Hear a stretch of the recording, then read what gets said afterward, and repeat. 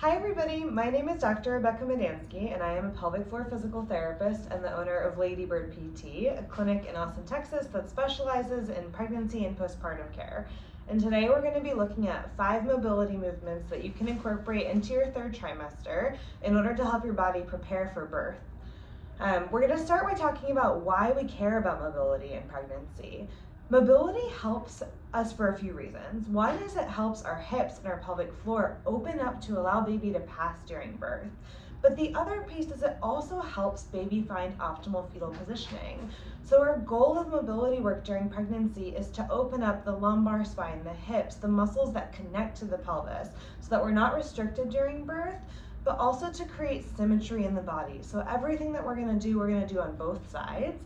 And this works best if you do it consistently. So I say you can start in the third trimester, but honestly, you can start earlier on. And part of this also depends on you and your body. How many one-sided injuries do you have? How different is your hip, ankle, back mobility from right to left?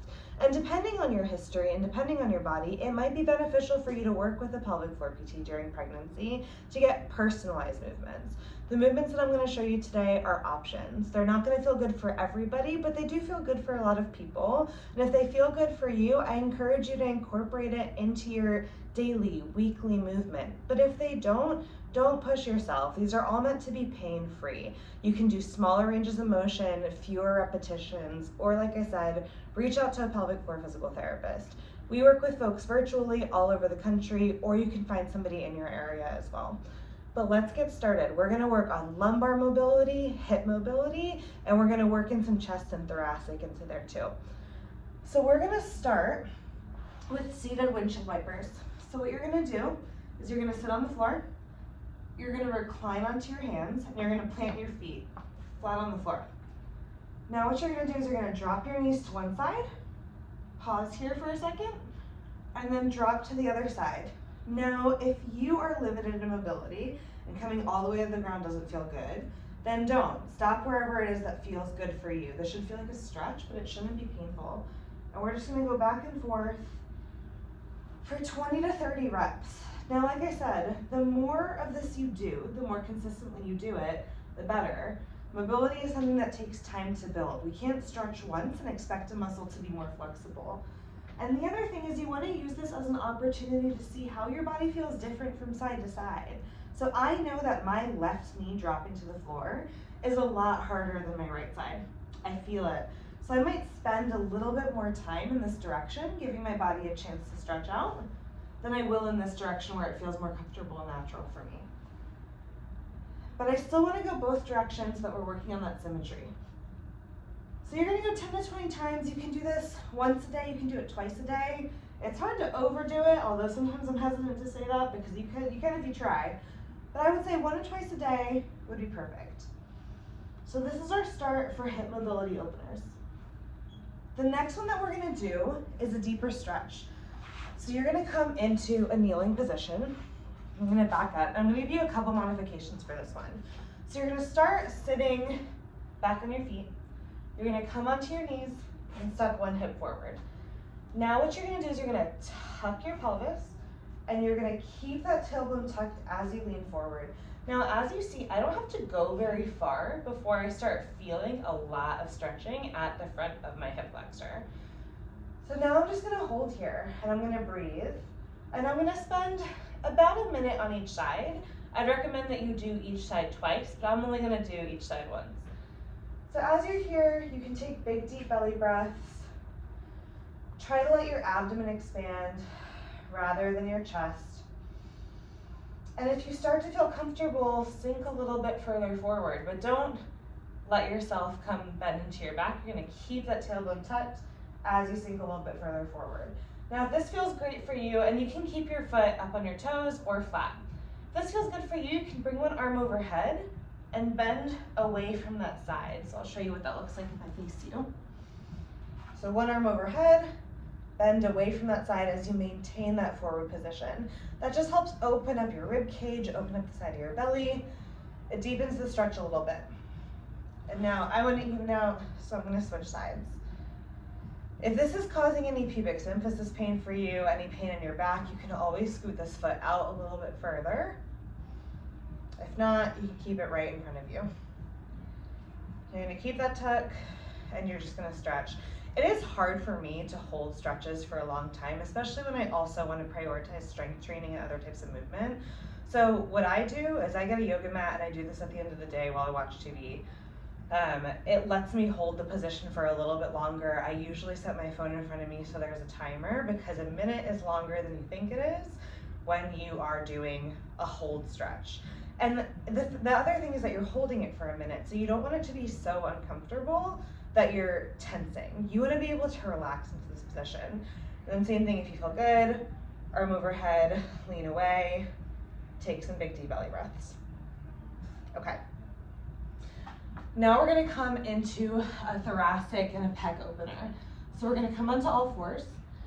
And what we're gonna do is we're gonna do some windmills. So you're gonna bring one arm towards the ceiling. Try to keep your hips pointing down. We're really looking for you to feel the stretch in your pec and the movement in your mid-back. And then we're gonna alternate.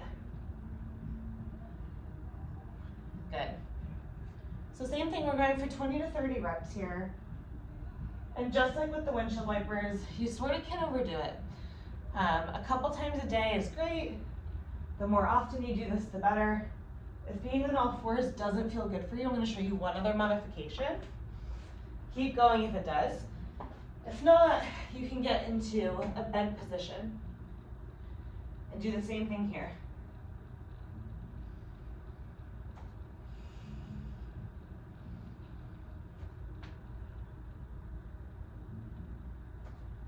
Good. Do 5 or 6 more reps each side. If it feels good, you can go for longer. If it doesn't, come out of it. Our next movement is going to be a deep squat. So I'm already in it. You can go feet wider or feet narrower depending on what feels good for your body. I like a little bit narrower of a stance just because it feels better on my knees. Then I'm going to take my elbows, I'm going to put them on the insides of my knees, and I'm going to bring my hands together. So I'm going to feel a stretch in between my thighs, or my inner thighs, my adductors. And as I take some big deep belly breaths, I'm also looking to feel my pelvic floor relax. I am not clenching in any of these. The goal isn't tightening in any of these. We're not doing Kegels. If anything, I want you to feel your pelvic floor open as you breathe in. And then come back to whatever is normal for you as you breathe out. This position has a couple benefits. One is it opens up your pelvic inlet, so it opens up the part of your pelvis that baby engages with. So as you're in this position, the top of your pelvis opens up, baby can sink lower, into the pelvis. The other benefit is that it works to relax your pelvic floor, it works to open your hips, which can help us with birth specifically. So we get a double whammy. If this feels good for you, you can also rock side to side. We get a nice calf stretch as we do this. We get a little bit of rotation through our hips. If this isn't comfortable for you, then what you can do is you can grab a foam roller and you can do the same thing seated and supported. This is totally fine. Again, the goal of mobility, the goal of stretching is to get you more comfortable in these different ranges. You don't have to push. That's the goal of doing this over time. Is you might start here, you might even start more elevated, and then you might find that this position a few weeks later is a lot more comfortable. Now, if you're like 38, 39 weeks and you're just finding this, don't stress. Do what you can. And we're gonna do one more. So our last exercise is gonna be a lumbar mobility exercise. This is one that most of us know. It's pretty simple, but we've done a few for our hips now. We've done one for our mid-back, and now we're gonna do one for our lumbar spine, because the goal is mobility and flexibility in all of the muscles that attach into our pelvis, so that we have the least amount of resistance in the hips and the pelvis when we head into birth. So you're gonna start on all fours. You're going to let your belly drop towards the floor. If you feel tugging down the belly, you don't have to go that far. And then you're gonna tuck and push up towards the ceiling. Make sure you're not just moving your chest, and that you're really letting your tailbone come towards the ceiling, and then tucking it under. Just like with the other ones, we're gonna go 10, 20 times in a pain-free range. If this feels good for you, great. If you want a little bit more, you can let yourself come back as you arch your back, come forward as you drop belly to spine. can have a little bit more movement in there, just for fun. Good. Either way, 20, 30 times, a couple times a day. This is a great way to open up the sacrum, to allow your sacrum to have a little bit more mobility in birth. You can go knees a little bit wider if that feels good for you. Sometimes that feels nice as you sink back and then come back forward.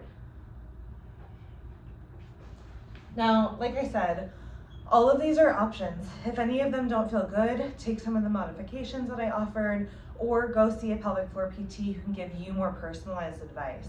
But if these feel good for you, then great, incorporate them daily, incorporate them a few times a week. Anything is better than nothing. If you have any questions, drop them below.